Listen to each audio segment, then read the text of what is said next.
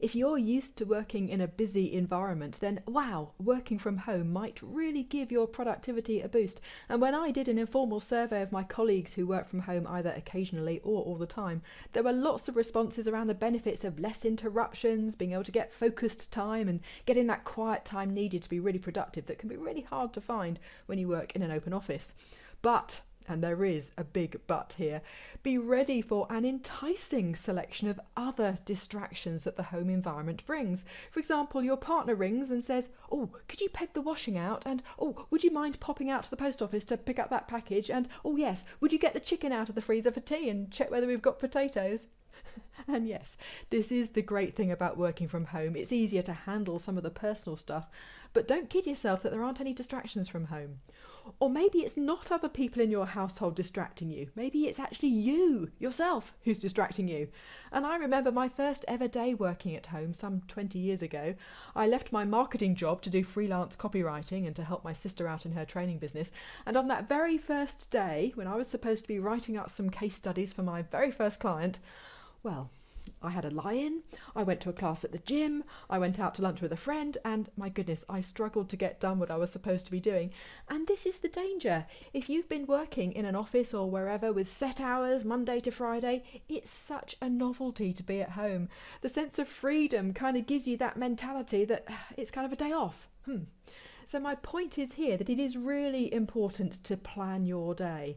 And if you're one of these people who needs to get properly dressed in the morning in order to get into the mindset for a productive day work, let's put get dressed right at the beginning of my plan just here.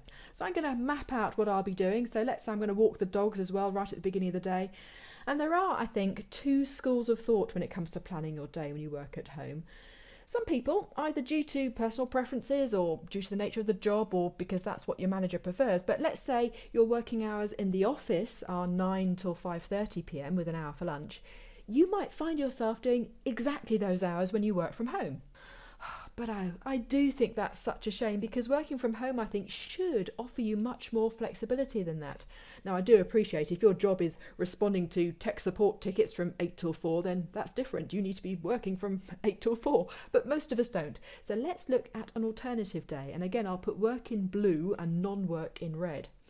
So let's say I've got an online meeting with a customer at 3 p.m, so I better put that on my plan. And I'm also going to meet a friend for lunch. So with travel time, I'll be out for a couple of hours or so let's put that on. Now, I'm most productive in the mornings, so I'm going to be working from 7 a.m. until 10 a.m. And we could imagine that that might include a virtual team stand-up at 9:15 or something. But after that, I'm really going to need a break. So let's say then between 10 and 11, I go for a 30-minute run, I shower, and maybe this is when I peg the washing out or something. I mean, doesn't this seem frivolous on a work day? But as you'll see, it's all part of the plan. Then I'll cross a few more things off my to-do list from 11 till 12, and then at midday I need to leave the house to meet Denise for lunch.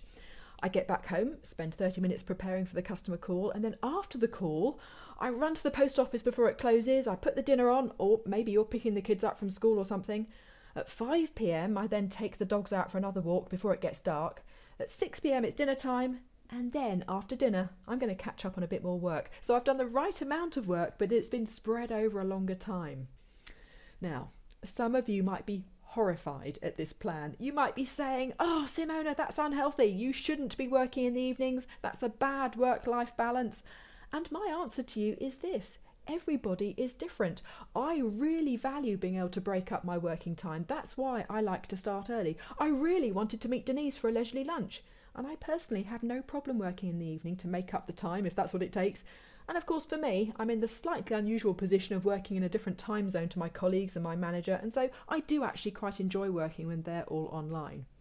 But equally, you might find that you end up doing too many hours if you open your laptop in the evening. So again, a plan is going to help you manage that too. Find out what works for you. And maybe this is an extreme example, but my message to you is, do take the trouble to proactively plan your day working at home, and with a bit of trial and error and experience, you can embrace the flexibility of being able to do other things while still putting in a full day's work. And I, for one, just love that.